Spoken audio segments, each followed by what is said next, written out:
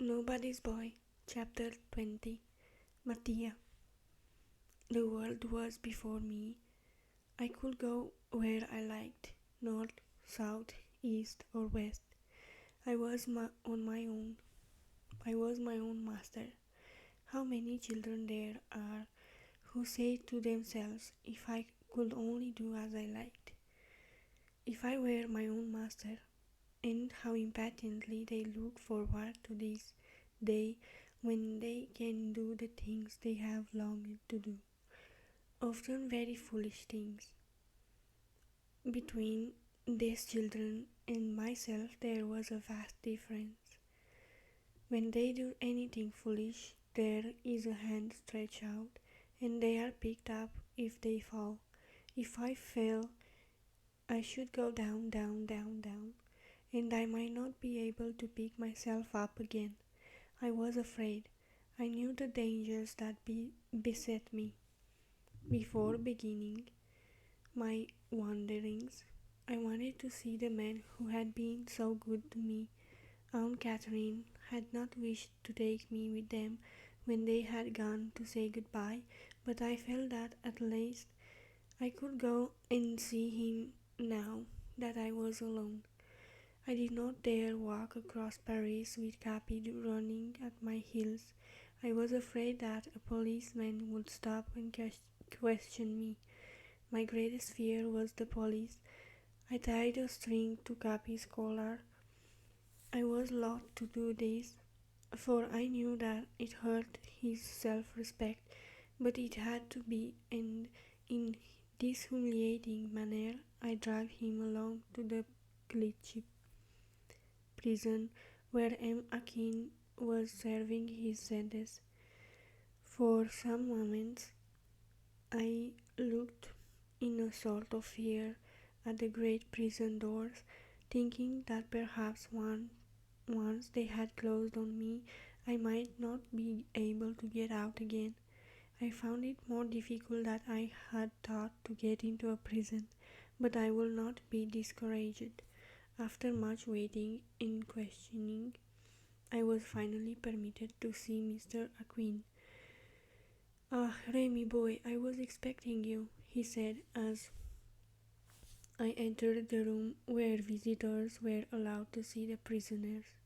I scolded out Catherine for not bringing you with the others. I brightened up at these words. "The children tell me that you are going on your wanderings again. Have you forgotten that you almost died of cold and hunger, my boy?" "No, I've not forgotten that." "You were not alone then. You had someone to look after you. At your age, I don't think it is right to go tramping across the country alone. You don't want me to bring you news from your children, then?" I asked. "They told me that you were going to see them all one after the other," he replied, "but I am not thinking of us when I ask you to give up this wandering life. And if I do what you ask, I should be thinking of myself and not of you, of Lise." This time he looked at me for several seconds, then he suddenly took both my hands. "You have a heart, and I will not say another word, my boy. God will take care of you." I threw my arms around his neck. The time had come for me to say goodbye. For some moments he held me in silence. Then suddenly he felt in his vest pocket and pulled out a large silver watch. "Here, boy, take this," he said. "I want you to have it as a keepsake. It isn't of much value. If it had been, I'd have sold it. It doesn't keep good time either. When anything is wrong with it, just give it a thump. It is all I have." I wanted to refuse such a beautiful present, but to he forced it into my closed hands. "Oh, I don't need to know the time," he said sadly. "The hours pass slowly enough. I should die counting them. Goodbye, little Remy.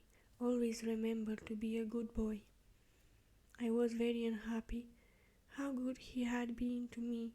I lingered round the prison doors for a long time after I had left him. I might have stayed there perhaps until night if I had not suddenly touched a hard round object in my pocket. My watch. All my grief was forgotten for the moment. My watch, my very own watch, by which I could tell the time. I pulled it out to see the hour, midday. It was a matter of small importance whether it was midday 10 o'clock or 2 o'clock. Yet I was very pleased that it was midday. It would have been hard to say why, but such was the case. I knew that it was midday. My watch told me so. What an affair! It seemed to me that watch was a sort of confidential friend of whom one could ask advice and to whom one could talk. Friend watch. What's the time? Just 12 o'clock, my dear Rémi. Really? Then it's time for me to do this or that. A good thing you reminded me. If you had not, I should have forgotten. In my joy, I had not noticed that Capi was almost as pleased as myself. He pulled me by the leg of my trousers and barked several times. As he continued to bark, I was forced to bestow some attention upon him. "What do you want, Capi?" I asked. He looked at me, but I failed to understand him. He waited some moments, then came and stood up against me, putting his paws on the pocket where I had placed my watch. He wanted to know the time, to tell the distinguished audience, like in the days when he had worked with Vitalis. I showed the watch to him. He looked at it for some time, as though trying to remember, then, wagging his tail, he barked 12 times. He had not forgotten. We could earn money with my watch. That was something I had not counted upon. Forward march, children. I took one last look at the prison, behind the walls of which little Lizzie's father was shut, then went on my way. The thing I needed most of all was a map of France. Knowing that in the book stalls on the quays I could procure one, I wended my way towards the river. At last I found one that was so yellow that the man let me have it for 15 sous. I was able to leave Paris now, and I decided to do so at once. I had a choice between two roads. I chose the road to Fontainebleau. Fontainebleau. As I went up the Rue Mouffetard, a host of memories rushed upon me. Garofoli, Mattia, Riccardo. The soap pot fastened with a padlock, the whip, and Vitalis, my poor good master, who had died because he could not rent me to the padrone. As I passed to the church, I saw a little boy leaning against the wall, and I thought I recognized him. Surely it was Mattia, the boy with the big head, the great eyes, and the soft, resigned look. But then he had not grown 1 inch. I went near to see better. Yes, it was Mattia. He recognized me. His pale face broke into a smile. "Ah, it's you," he said. "You came to Garofoli's a long time ago with an old man with a white beard. Just before I went to the hospital. Ah, how I used to suffer with my head then. Is Garofoli still your master?" He glanced round before replying, and then, lowering his voice, he said, "Garofoli is in prison. They took him because he beat Orlando to death." I was shocked at this. I was pleased to hear that they had put Garofoli in prison, and for the first time I thought the prisons, which inspired me with so much horror, had their use. And the other boys? I asked. Oh, I don't know. I was not there when Garofoli was arrested. When I came out of the hospital, Garofoli, seeing that it was not good to beat me because I got ill, wanted to get rid of me, so he sold me for 2 years to the Gasot circus. They paid him in advance. They know the Gasot circus? No, well, it's not much of a circus, but it's a circus all the same. They wanted a child for this location, and Garofoli sold me to Mrs. Gasot. I stayed with him until last Monday, when he sent me off because my head was too big to go into the box. After leaving the circus, I went back to find Garofoli, but the place was all shut up, and a neighbor told me what had happened. Now that Garofoli is in prison, I don't know where to go, and I haven't any money, he added, and I haven't had a bite to eat since yesterday. I was not rich, but I had enough to give something to poor Mattia. How I would have blessed one who would have given me a crust of bread when I was wandering round Toulouse, famished like Mattia now. Stay here until I come back, I said. I ran to bakery at the corner of the street and soon returned with a roll which I offered him. He devoured it in a moment. Now, I said, what do you want to do? I don't know. I was trying to sell my violin when you spoke to me, and I would have sold it before if I hadn't hated to part with it. My violin is all I have, and when I'm sad, I find a spot where I can be alone and I play to myself. Then I see all sorts of beautiful things in the sky, more beautiful than in a dream. Why don't you play your violin in the street? I did, but I didn't get anything. How well I knew what it was to play and not get a coin. What are you doing? He asked. I don't know why, but on the spur of the moment I put up a ridiculous bluff. I'm the boss of a company, I said proudly. It was true, but the truth was very near a falsehood. My company only consisted of Capi. Oh, will you? Began Mattia. What? Take me in your company. Not wishing to deceive him, I smiled and pointed to Capi. But that is all the company I have, I said. Well, what does that matter? I'll be another. Oh, please don't leave me. I should die of hunger. Die of hunger? His words seemed to strike my very heart. I knew what it would be to die of hunger. I can play the violin and I can dislocate, said Mattia breathlessly.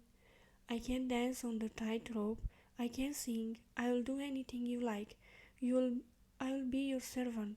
I will obey you. I don't ask for money, only food.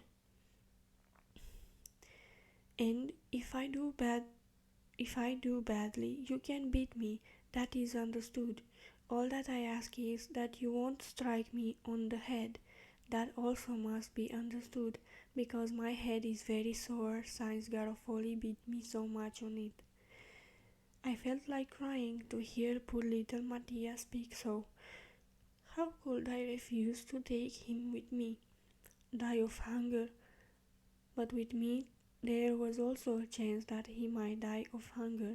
I told him so, but he would not listen to me. No, no, he said. When there are two, one doesn't starve, because one helps the other. The one who has it gives to the one who hasn't. I hesitated no longer. As I had some, I must help him. Well then, it's understood, I said. Instantly he took my hand and actually kissed it in gratitude. Come with me, I said, not as a servant, Mattia, but as my chum. Shouldering my harp, I gave the signal, "Forward, march." At the end of a quarter of an hour, we had left Paris behind. I left Paris by the road because I wanted to see Mother Barberin. How many times I had wanted to write her and tell her that I thought of her and that I loved her with all my heart, but the horrible fear of Barberin restrained me. If Barberin found me by means of my letter, he might take me and sell me to another man. He probably had the right to do so. I preferred that Mother Barberin should think that I was an ungrateful boy rather than run the risk of falling into Barberin's power. But though I dared not write, now that I was free, I could go and see her. Since I had taken Mattia into my company, I had made up my mind to do so, for it seemed to me that it could easily be arranged. I would send him ahead, and he could find out if she were alone, and then tell her that I was not far off, and was only waiting to know if it were safe for me to come and see her. Then, if Barberin were in the village, Mattia could ask her to come to some safe spot where I could meet her. I tramped along in the silence, working out this plan. Mattia trudged by my side. He also seemed to be thinking deeply. The idea came to me to show off my possessions to Mattia. Unfastening my bag, I proudly spread out my riches on the grass. I had 3 cotton shirts, 3 pairs of socks, 5 handkerchiefs, all in good condition, and 1 pair of shoes slightly used. Mattia was awestruck. "And you, what you have got?"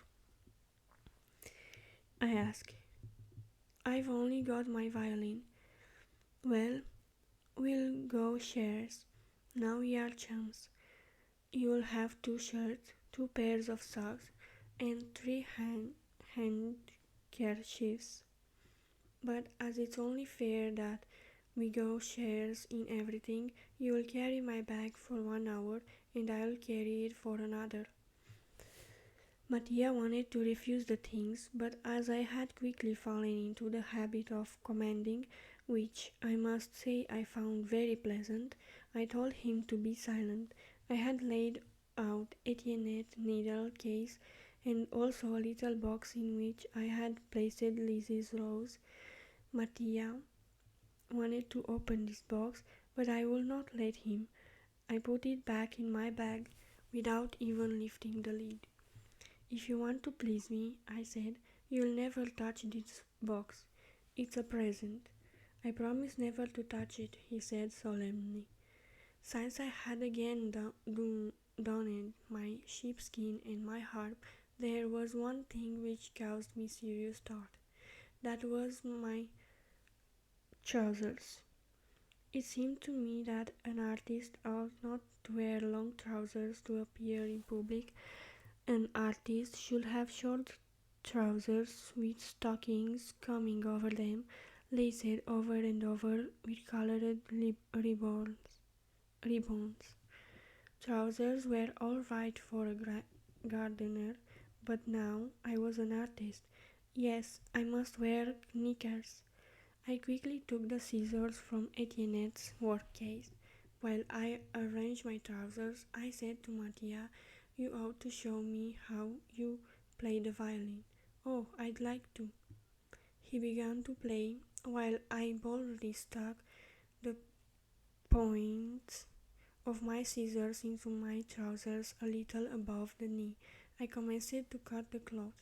Yet, however, they were a beautiful pair of grey cloth trousers, with vest and coat to match, and I had been so proud of them when Mr. Akin had given them to me, but I did not consider that I was spoiling them by shortening them.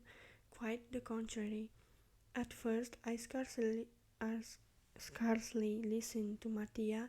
I was too busy cutting my trousers, but soon I stopped manipulating the scissors and became all ears. Mattia played almost as well as Vitalis.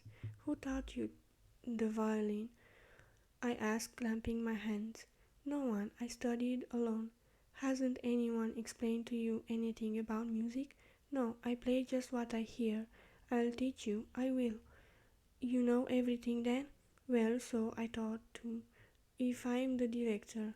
I wanted to show Mattia that I also was a musician. I took my harp and, wishing to impress him, I sang the famous canzonet. Then, as it should be between artists, he uh, complimented me. He had great talent. We were worthy of each other. I buckled my knapsack sack, and Mattia in turn hoisted it on his shoulders. We had to stop at the first village to give a performance. It was to be the first appearance of Rémi's company. Teach me your song, said Mattia. We'll sing it together, and I will soon be able to accompany you on the violin. That will be pretty. Certainly that would be pretty, and the distinguished audience would have a heart of stone if they were not generous in their offerings. At the first village that we came to, we had to pass before a large farm gate. Looking in, we saw a crowd of people dressed up in their best. Some of them carried boutiques tied with satin streamers. It was a wedding. I thought that perhaps these people might like a little music and dance, so I went into a farmyard and suggested it to the first person that I met. This was a big, good-natured looking man with a red face. He wore a tall white collar and a Prince Albert coat. He did not reply to my question, but turning to the guest, he put his 2 fingers in his mouth and gave such a shrill whistle that it frightened Capi. Say you all, he cried. What about a little music? The musicians have arrived. Oh, music, music, came the chorus. Take your places in quadrilles. The dancers soon gathering in the middle of the yard. Mattia and I took our places in a wagon. Can you play the quadrilles? I whispered anxiously. Yes. He struck a few notes on his violin. By luck I knew the air. We were saved. Although Mattia and I had never played together, we did not do badly. It is true the people had not much ear for music. Can one of you play the cornet? Asked the big man with the red face. I can, said Mattia, but I haven't the instrument with me. I'll go and find one. The violin's pretty, but it's squeaky. I found that day that Mattia could play everything. We played until night without stopping. It did not matter for me, but poor Mattia was very weak. For from time to time I saw him turn pale as though he felt ill. Yet he continued to play, blowing with all his might. Fortunately, I was not the only one who saw that he was ill. The bride remarked it also. That's enough, she said. That little chap is tired out. Now all hands to your pockets for the musicians. I threw my cap to Capi, who caught it in his jaws. Give your offerings to our secretary, if you please, I said. They applauded and were delighted at the manner in which Capi bowed. They gave generously. The husband was the last, and he dropped a 5 franc piece in the cap. The cap was full of silver coins. What a fortune! We were invited to supper, as they gave us place to sleep in the hay loft. The next day, when we left this hospitable farm, we had a capital of 28 francs. I owe this to you, Mattia, I said after we had counted it. I could not have made such an orchestra all alone. With 28 francs in our pockets, we were rich. When we reached Corbeil, I could very well afford to buy a few things that I considered indispensable. First, a cornet, which would cost 3 francs at a second-hand shop, then some red ribbons for our stockings, and lastly another knapsack. It would be easier to carry a small bag all the time than a heavy one in turns. A boss like you, who doesn't beat one, it's too good, said Mattia, laughing happily from time to time. Our prosperous state of affairs made me decide to set out for Mother Barberin's as soon as possible. I could take her a present. I was rich now. There was something that, more than anything else, would make her happy, not only now, but in her old age, a cow that would replace poor Rosette. How happy she would be if I gave her a cow, and how proud I should be. Before arriving at Chavanon, I would buy a cow, and Mattia would lead it by a rope right into Mother Barberin's yard. Mattia would say to her, "Here is a cow I've bought you." "A cow," she would say. "You have made a mistake, my boy," and she would sigh. "No, I haven't," Mattia would answer. "You are Mother Barberin of Chavanon, aren't you? Well, the prince, like in fairy tales, has sent you this as a present." "What prince?" Then I would appear and take her in my arms, and after we had hugged each other, we would make some pancakes and apple fritters, which would be eaten by the three of us and not by Barberin, as on that Shrove Tuesday when he had returned to upset our frying pan and put our butter in his onion soup. What a beautiful dream! But to realize it, we must first buy the cow. How much would the cow cost? I had not the slightest idea. A great deal probably, but still I did not want a very big cow, because the fatter the cow, the higher the price, and then the bigger the cow, the more nourishment it would require, and I did not want my present to be source of inconvenience to Mother Barberin. The essential for the moment was to find out the price of cows, or rather of a cow of the kind that I wanted. Fortunately, that was not difficult, for we often met many farmers and cattle dealers at the different villages where we stopped. I put the question to the first I met at the inn that day. He burst out laughing and gave a bang on the table. Then he called the landlady. "This little musician wants to know how much a cow costs. Not a very large one, but a very healthy one that'll give you plenty of milk." Everyone laughed. I didn't care though. "Yes, she must give milk and not eat too much," I said, "and she mustn't mind being led along the lanes by a halter." When he had his laugh finished, he was quite willing to enter the discussion with me and to take the matter seriously. We had just the very thing, a nice cow which gave delicious milk, real cream, and she hardly ate anything. If I would put down 50 acres, the cow was mine. Although I had trouble in making him talk at first, once he commenced it was difficult to stop him. Finally we were able to retire for the night, and I dreamed of all I had learned from him. 50 francs. That was 150 50 écus. That was 150 francs.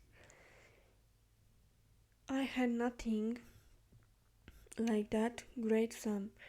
Perhaps if our luck still continued, I could, if I saved sow by sow, get together the 150 francs. But it will take time. In that case, we should have to go, first of all, to Varses and see Benny and give all the performance that we could on our way. And then, on our return, we would have the money and we would go to Chavanon and act the fairy tale, The Prince Cow. I told Mattia of my plan, and he raised no objections.